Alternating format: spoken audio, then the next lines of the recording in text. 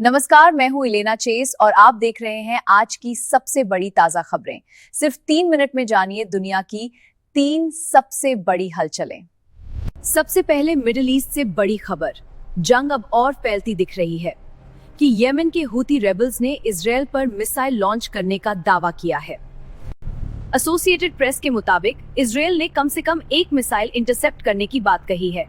ये इस कॉन्फ्लिक्ट में यमन की सीधी एंट्री जैसा बड़ा संकेत माना जा रहा है। इसी बीच करीब 2500 यूएस मरीन्स के रीजन में पहुंचने की खबर ने टेंशन को और बढ़ा दिया है। यानी कॉन्फ्लिक्ट सिर्फ सीमित नहीं बल्कि रीजनल क्राइसिस बनता जा रहा है। मिडिल ईस्ट में लेबनान, इराक और गल्फ एरियाज तक असर दिख रहा है।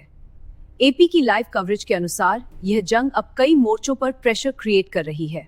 रीजनल पावर्स अब डी एस्केलेशन टॉक्स की तैयारी भी कर रहे हैं, लेकिन ग्राउंड पर अटैक्स जारी हैं। यही सबसे बड़ा सवाल है, क्या डिप्लोमेसी जीत पाएगी या जंग और फैलेगी। अब दूसरी बड़ी खबर यूक्रेन से। रॉयटर्स के अनुसार रशिया ने ड्रोन अटैक्स की नई लहर चलाई, जिसमें लोगों की मौत हुई और इंफ्रास्ट्रक्चर को भारी नुकसान पहुंचा। रिपोर्ट में कहा गया है कि gas facilities, port infrastructure, residential buildings और एक मैटरनिटी हॉस्पिटल तक डैमेज हुआ।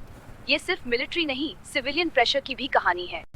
एपी ने कुछ दिन पहले ही संकेत दिया था कि रशिया की स्प्रिंग ऑफेंसिव तेज हो सकती है और अब ग्राउंड सिचुएशन उसी डायरेक्शन में जाती दिख रही है। यूक्रेन के लिए चैलेंज दोहरा है। एक तरफ लगातार एरियल अटैक्स, दूसरी तरफ फ्रंटलाइन प्रेशर। आने वाले दिन इस वॉर के अगले फेज को तय कर सकते हैं। इस एस्केलेशन का असर सिर्फ बैटलफील्ड तक सीमित नहीं है। यूरोप की सिक्योरिटी कैलकुलेशंस और ग्लोबल पॉलिटिकल बैलेंस पर भी इसका असर पड़ रहा है। और जब दुनिया के दो बड़े कॉन्फ्लिक्ट्स एक साथ चल रहे हों, तो उसका असर एनर्जी, ट्रेड और मार्केट्स पर दिखना तय है। तीसरी बड़ी खबर कनाडा से। रॉयटर्स की रिपोर्ट के मुताबिक यूएस ट्रेड डील को लेकर अनसर्टेनिटी ने कनेडियन बिजनेस सेंटिमेंट पर दबाव बढ़ाया है।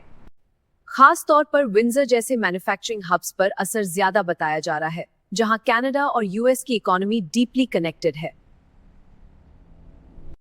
जब ग्लोबल कॉन्फ्लिक्ट एनर्जी प्राइसेस और सप्लाई चेन्स को हिलाता है, तो उसका असर नॉर्थ अमेरिका के बिजनेस कॉन्फिडेंस पर भी दिखाई देता है।